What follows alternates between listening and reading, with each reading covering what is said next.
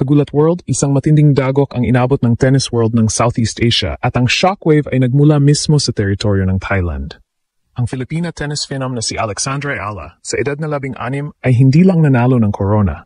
Inilampaso niya ang local champion na si Luxika Kumkum sa ITF Pro 25 Chiang Rai.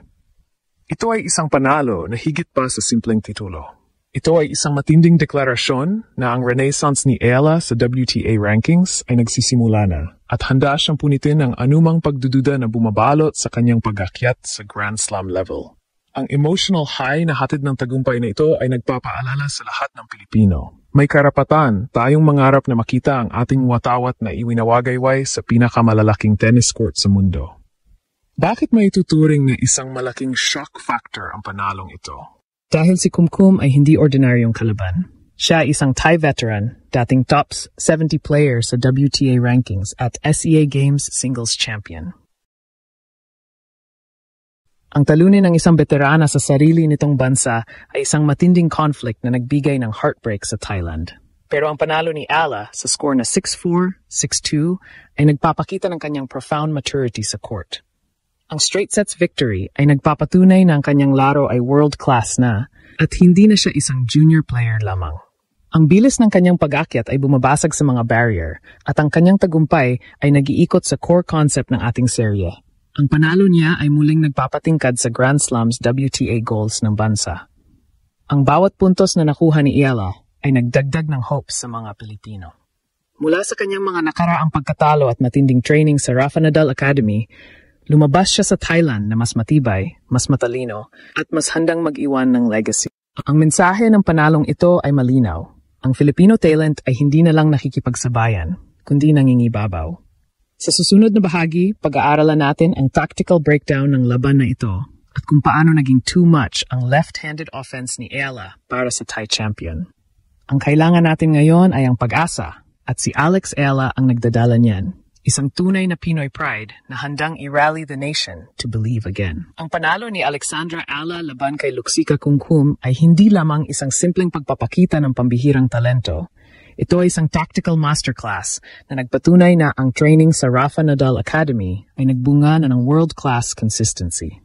Para sa mga tennis analyst, ang straight sets victory na 6-4, 6-2 ay nagpapahiwatig ng dominasyon na lumampas sa inaasahang pisikal na labanan sa pagitan ng youth at experience. Ito ang purely analysis ng kanyang laro na nagdala ng shock factor sa tournament. Ang pinaka-critical na aspeto ng laro ni Ayala ay ang kanyang left-handed advantage. Ang pagiging kaliwete ay nagbibigay sa kanya ng natural na slice at angle sa kanyang serves at forehands na nagdudulot ng matinding hirap kay Kumkum na teritoryo ang kanyang forehand. Sa tuwing nagsiserve si Ayala, ang kanyang wide serve sa ad court, left side ng court, ay patuloy na nagpapalabas kay Kumkum sa court na nagbubukas ng malawak na espasyo para sa isang forehand winner o isang easy put away. Ang estratehiyang ito ay patunay na ginamit ni Ayala ang kanyang natural na lakas upang basagin ang rhythm at posisyon ng Thai veteran na siyang sanay na sanay sa laro ng mga right-handed players. Bukod pa rito, ang return of serve ni Ayala ay naging kasing agresibo ng kanyang ground strokes. Si Kumkum, na umaasa sa kanyang first serve para makontrol ang puntos, ay laging sinasalubong ni Ayala ng matinding pressure. Sa stats sheet, makikita na ang breakpoint conversion rate ni Ayala ay tumaas na nagpapatunay na sa mga crucial moments, kung saan kailangan ang mental toughness at execution ay nananaig ang Filipino. Ito ay nagbigay ng matinding conflict sa isip ni Kumkum, na laging nag-aalangan kung magiging agresibo ba siya o maglalaro ng konserbatibo.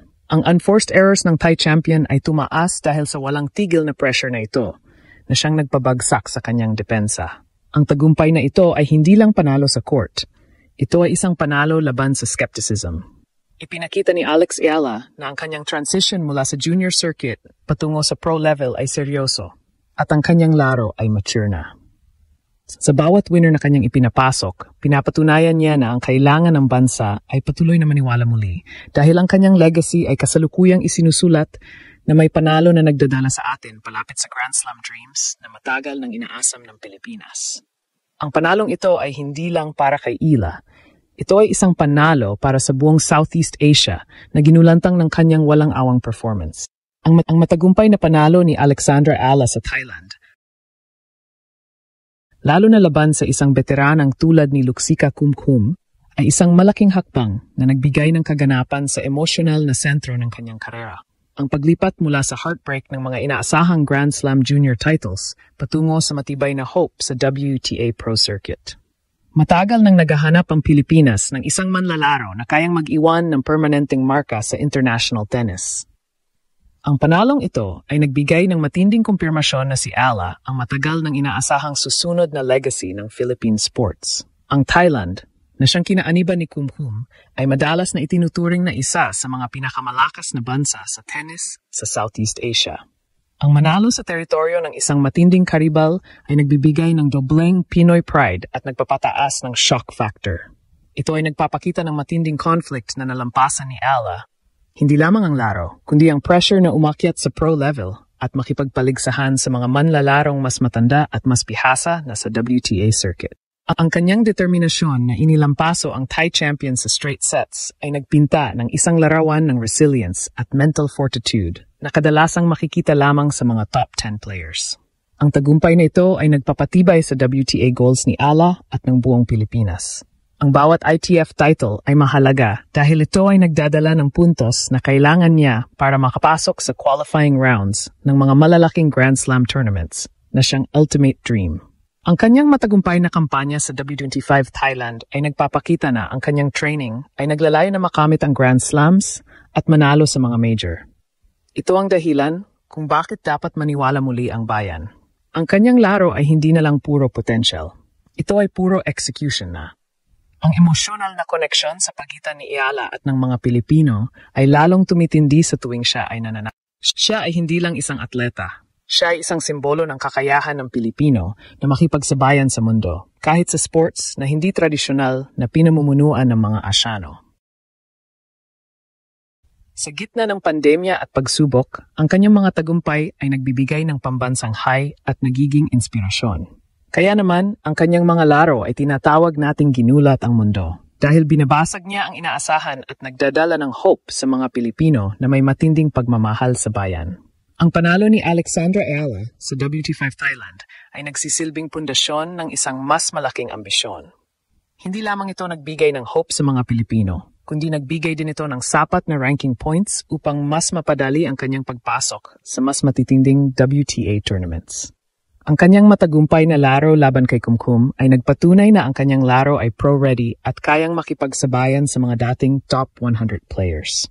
Ang momentum na ito ay critical para sa kanyang layunin na makapasok sa qualifying rounds ng mga Grand Slams sa lalong madaling panahon.